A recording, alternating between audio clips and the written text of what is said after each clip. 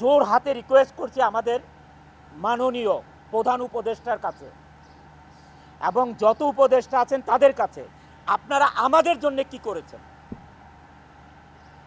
যারা 84% রেমিটেন্স আনে বাংলাদেশে, তাদের জন্য আপনারা কি করেছেন? গার্মেন্টস ইন্ডাস্ট্রি সচল রাখার জন্য কি করেছেন? আমরা সবাই আশা করেছিলাম যে ঈদের সময় অ্যাটলিস্ট একটা বেতন ব্যাংকে লোন দেওয়া হবে। যে শ্রমিক ভাই বোনদেরকে আমরা কি করতে হবে দেখেন, মার্চ মাসে ফেব্রুয়ারির বেতন দিতে হবে, বোনাস দিতে হবে, আবার মার্চ মাসের 50% বেতন দিতে হবে। একটা গার্মেন্টস মালিক কোত্থেকে পাবে এই তিনটা জিনিস এক মাসে? এই তিনটা জিনিস এক মাসে কোথায় পাবে একটা গার্মেন্টস মালিক? যারা 84% রেমিটেন্স এনে বাংলাদেশের অর্থনীতির চাকা সচল রাখে, তাদের জন্য কি করেছেন? গার্মেন্টস মালিকেরা মুখ চুপ বোঝে, মুখটা চুপ থেকে কি করতেছে, গার্মেন্টসগুলো আরএমজিগুলো বন্ধ করে চলে যাচ্ছে। আপনারা একবার চিন্তা করেছেন যে আপনারা যে ইন্ডাস্ট্রিগুলো বন্ধ করে চলে যাচ্ছেন, এই দেশের অর্থনীতির অবস্থা কি হবে?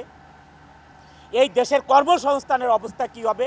এই শ্রমিক লিডাররা কয়েকজন মিলে এই দেশে চালাতে পারবে না? তারা একজন একটা ইন্ডাস্ট্রি করতে পারবে? কিন্তু আপনারা কোনো পদক্ষেপ না নিয়ে কি করতেছেন? আপনারা গার্মেন্টসগুলো বন্ধ করে যার যার মতো হয়দার গ্রামে চলে যাচ্ছেন, অথবা আপনার গুলশান বনানীর বাসায় বসে থাকতেছেন, অথবা বিদেশের চলে যাচ্ছেন। What is this? এটা কিন্তু আমি অনন্ত জলিল এইটা না করে আজকে আমি প্রতিবাদ জানাচ্ছি যে না, বাংলাদেশে এই আরএমজি সেক্টর থাকতে হবে, না হলে এই দেশ চলার মতন কোনো ব্যবস্থা নাই, কোনো ধরনের ব্যবস্থা নাই। আপনি যে আজকে চাল কিনবেন, আমাদের দেশে যেই চাল উৎপাদন হয়, গম উৎপাদন হয়, ডাল উৎপাদন হয়, সমস্ত কিছুর 50%-এর মতন ইম্পোর্ট করতে হয়। ভাত খাবেন কোত্থেকে?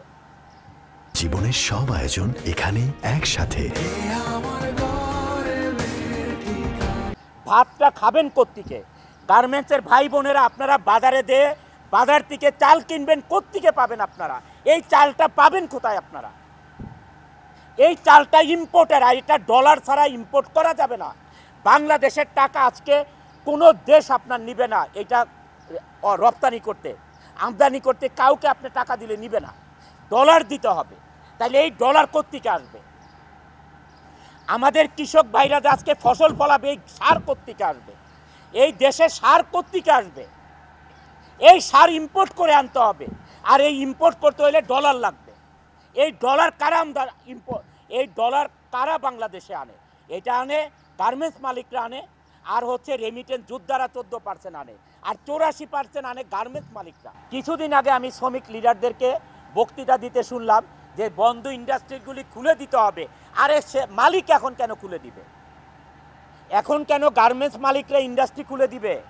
তোমরা লিড দিয়ে এই গার্মেন্টস ইন্ডাস্ট্রি বন্ধ করতে পারো, এখন খুলতে পারো না?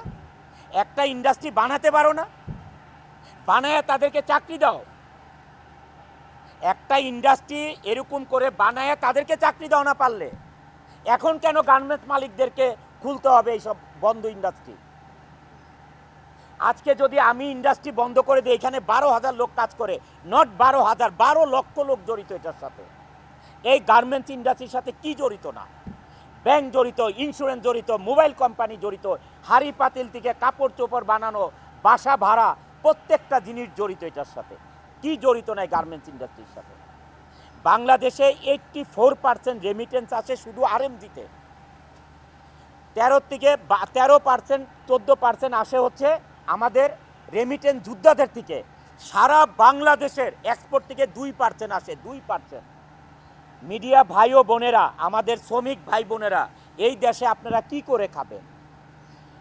আমার শ্রমিক ভাই বোনেরা, আপনারা কি করে খাবেন? মিডিয়া ভাই বোনেরা, আপনারা এটা প্রচার করুন যে এই দেশ কি দিয়ে চলবে।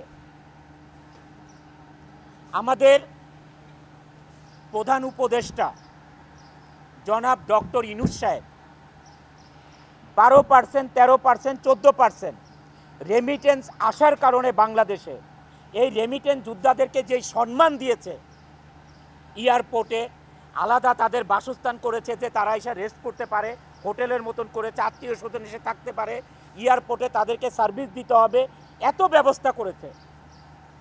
যারা 84% বাংলাদেশে রেমিটেন্স আনে তাদের জন্য কি করেছে? আমি এইটা